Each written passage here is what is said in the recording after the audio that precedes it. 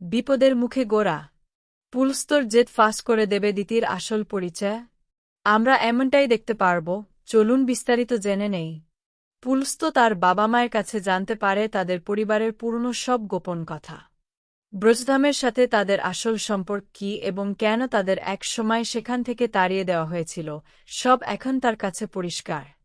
এরপরই সে তার বাবা মাকে সাথে নিয়ে হঠাৎ ব্রজধামে গিয়ে হাজির হয়। তাদের দেখে বাড়ির সবাই অবাক হয়ে যায় এবং এক মুহূর্তের জন্য পুরো পরিবেশ থমথমে হয়ে পড়ে।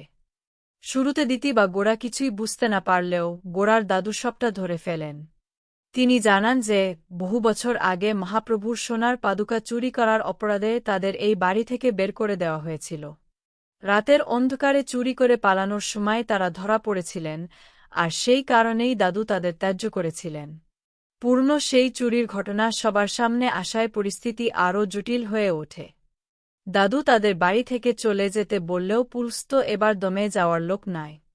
সে নিজের ও তার বাবা মায়ের অধিকার ফিরে পেতে আদালতের কাগজ ও পুলিশি ব্যবস্থার প্রস্তুতি নিয়ে এসেছে। আইনি নির্দেশের কারণে দাদু চাইলেও তাদের বের করে দিতে পারছেন না। এতে গোরা খুব বিপদে পড়ে যায়, কারণ দিতিকে রক্ষা করার জন্যই সে তাকে এই বাড়িতে আগলে রেখেছিল। এদিকে পুলস্ত আর দিতির সম্পর্ক এখন সাপে নেউলে। পুলস্ত বারবার দাবি করছে যে দিতি আসলে রূপমঞ্জরি নয়, সে হল অদ্বিতীয়া। নিজের আসল পরিচয় নিয়ে এমন টানাটানি দিতি সহ্য করতে পারে না। সে রেগে গিয়ে সবার সামনেই পুলস্তকে একটা কষিয়ে চড় মারে। এই ঘটনার পর তাদের মধ্যে প্রতিহিংসার আগুন আরও বেড়ে যায়।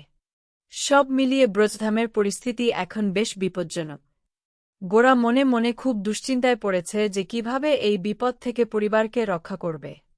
অন্যদিকে পুলস্ত জেদ ধরে বসে আছে যে সে দিতির আসল পরিচয় প্রমাণ করেই ছাড়বে।